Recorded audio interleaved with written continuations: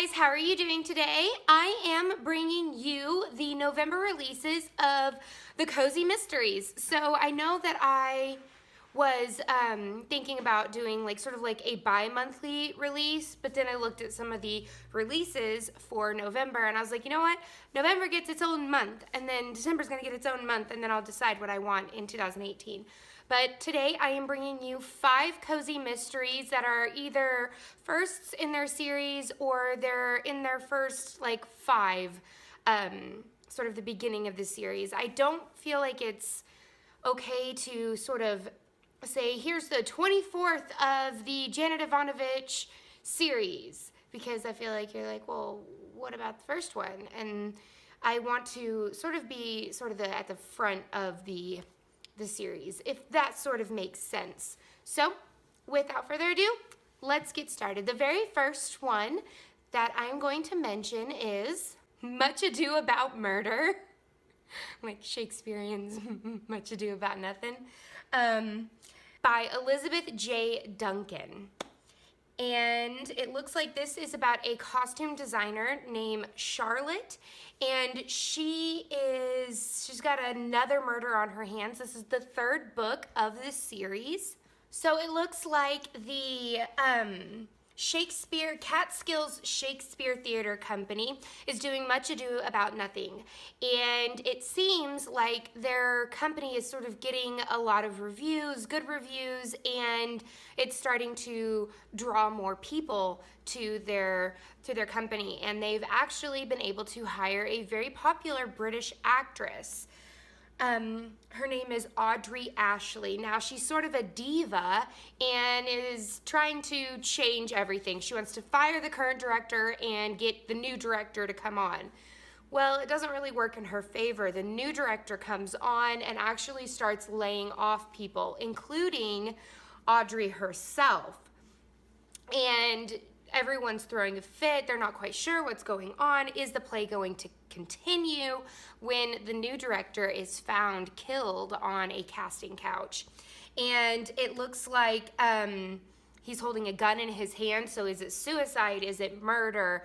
It's all up to Charlotte to sort of figure out the whodunit so that her play can go on, because the show must go on. So again, this is the 3rd one in the Shakespeare, the Catskills Company mystery, and it is released on November 7th. And I am going to leave all of the Amazon links to the books down below. Now, I am going to tell you they are affiliate links, so I do get a percentage of what you purchase off of those links, but I just thought it would be nice and easy to just have a link there for you so that you don't have to go and search it for yourself. The second book that I'm going to talk to you about is by Krista Davis, and it is sort of a Christmas cozy mystery, which I love cozy mysteries that are set in the winter, but this one's specifically Christmas, and it's Not a Creature Was Purring. You know, not a creature was stirring, not even a mouse. Oh my goodness. Speaking of Christmas, me and Robin from Driftless Reader are actually holding a 12 days of Cosmas, the first 12 days of December. Look out for more videos on that, but it's gonna be amazing, guys. We even have a playlist for all of the Christmas music, everything. So look out for that. Okay, so this is about Holly, and her grandmother has sort of created this animal kind of holiday called Wagtail, and it's to have a Christkindl market packed with goodies and decorations for the holiday tourists.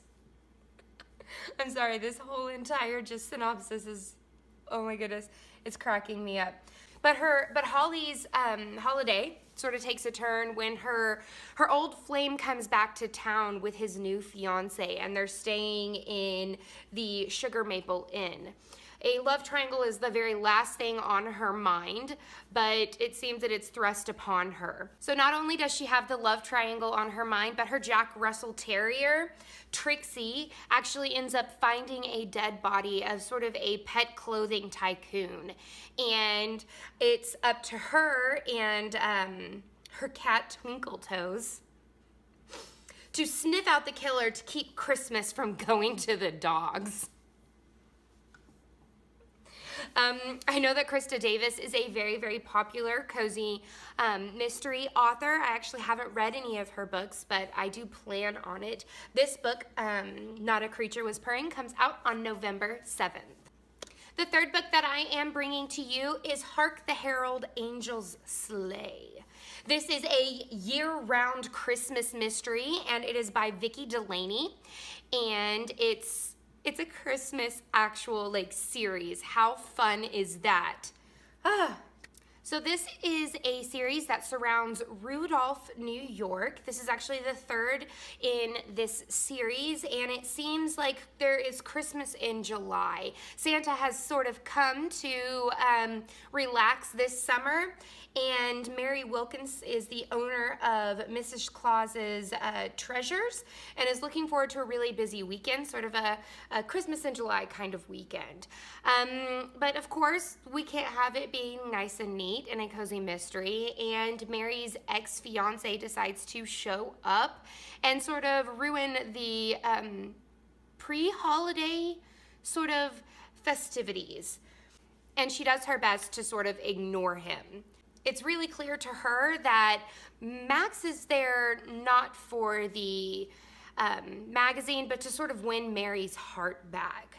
Mary has way too much on her plate to deal with Max, and so she tries to ignore him. That proves to be difficult when her her ex-fiance is sort of found dead, strangled to death in her shop. So of course she is now the lead suspect, and it is up to her to sort of figure out who did it so that she can go on with her life and stop a killer from ruining the summer holiday cheer.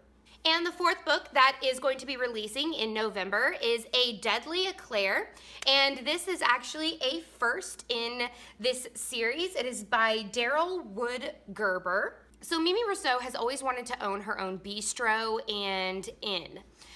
Unfortunately, this is taken out of her hands when her late husband dies and settles her with massive debt. Her best friend, when she moves home, has a proposition, a man named Brian, who puts money forth to sort of have people start their own businesses. And so she is in debt to him until she can work it off and pay him for the loan back. Well, not only is he her boss, but he wants his half-brother's daughter, his niece, to have her wedding there.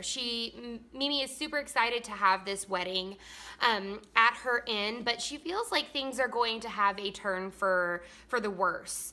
Her boss's brother actually gets drunk at the rehearsal dinner, and him and Brian fight, and it turns up that Brian, the person who gave her the loan, ends up dead with an eclair stuck in his mouth. Of course, you would think, well, of course we're going to blame Brian's brother. But, however, in Brian's will, Mimi's loan is completely forgiven. So to the police, she is the prime suspect. Now it's up to Mimi to sort of clear her name, and hopefully she can keep her bistro and inn up and running. So this actually sounds like a really good cozy mystery. I love anything that has to do with bake shops. Like, you know me, Magical Bake Shop series, a bake shop mystery, the Shakespeare, just anything with food. I really hope this has recipes at the end. It doesn't tell me if it does, but I'm assuming that it does. This book comes out on November 7th as well, and it is the first in the series, so you need to go and check it out. All right, and last but not least, this is another first in the series. It's called A Fatal Collection, and it is by Mary Ellen Hughes, and it is called A Keepsake Cove Mystery, and it revolves around Callie Reed. She goes back to Maryland to sort of connect ties with her aunt again, to sort of get to know each other all over again and just see where they stand. Her aunt actually owns a fairy tale cottage in quaint Keepsake Cove, and it has, Keepsake Cove has a whole bunch of antique shops and things like that. It's just sort of like a quaint, cozy little place. Her aunt actually owns a music box shop on the first floor of her house. And Callie actually finds her aunt dead on the floor in the music store in the middle of the night. And of course, police are saying that it's accidental, but Callie's in her mind, she just doesn't see that it could be accidental. Her aunt is strong and she is healthy, and she hadn't said anything about being ill or anything of the sort. So Callie thinks that it's not a mistake. And as she's going through her aunt's things and trying to tell the police that this is a mistake, she starts to seem to find clues from her aunt in a music box.